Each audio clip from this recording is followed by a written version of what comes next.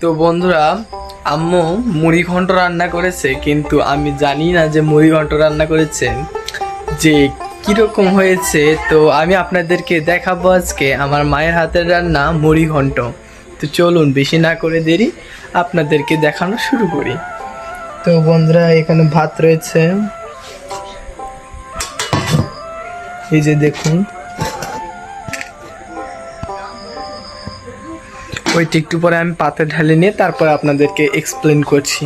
বন্ধুরা, আমি মুড়ি ঘন্ট স্বাদের কথা তো বলতে পারবো না, কিন্তু বন্ধুরা আমি এটা বলতে পারবো যে এত সুন্দর কালার আর এত সুন্দর গ্রান যেহেতু হয়েছে, তাহলে হয়তো মুড়ি ঘন্টও অনেক স্বাদ হবে। বন্ধুরা, আমি লোভ সামলাতে না পেরে আমি একটু বেশি বেশি করেই মুড়ি ঘন্টটি নিয়ে নিয়েছি। বন্ধুরা, আমার একটু রাত্রের বেলায় ক্যামেরা ধরতেই সমস্যা হচ্ছিল, একটু অ্যাডজাস্ট করে নিবেন। সেটি এখন জানাবো। তো দেখুন, মায়ের হাতের রান্না এমনিতেই স্বাদ হয়, তারপরেও অনেক সুন্দর ঘ্রাণ বার হচ্ছে। যাই হোক বন্ধুরা, জিভে পানি চলে আসতেছে, খাইয়া দেখি আগে কেমন হয়েছে। এই যে একটা লোকমা,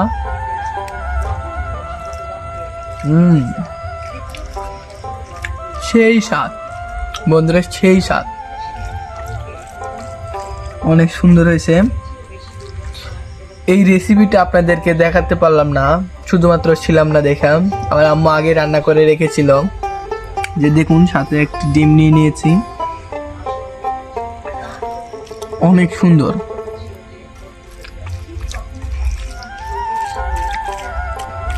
ভাই সেই স্বাদ হয়েছে, তার ভিতরে মায়ের হাতের রান্না তো আরো বেশি স্বাদ। ভিডিও পরে করবো, আর খেয়ে নে, এত স্বাদের জিনিস ফালাই থুইতে হয় না।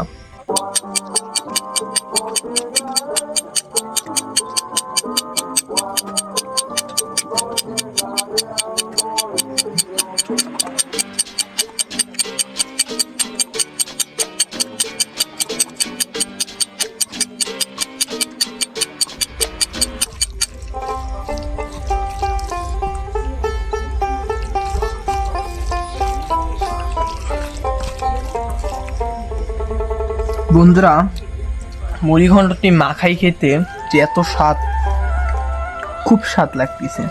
সাথে ডিম দিছে মুড়ি ঘন্টের ভিতরে, আরো বেশি স্বাদ।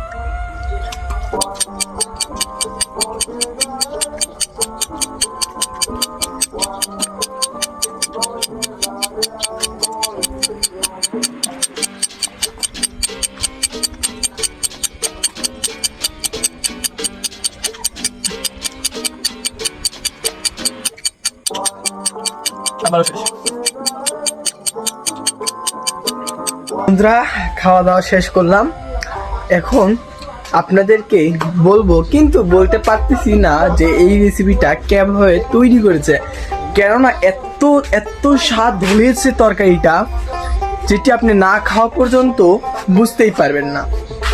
আপনারা যদি চান এই রেসিপিটা আপনাদেরকে আম্মুর মুখে থেকে শোনাই, তাহলে এই ভিডিওতে কমেন্ট করবেন বেশি বেশি, তাহলে আমি এই নেক্সট পরের ভিডিওতেই এই মুড়ি ঘন্ট রান্নার রেসিপিটা আপনাদের কাছে শেয়ার করব। আসসালামু আলাইকুম বন্ধুরা, আজকের মতন এখানেই শেষ। আল্লাহ হাফেজ।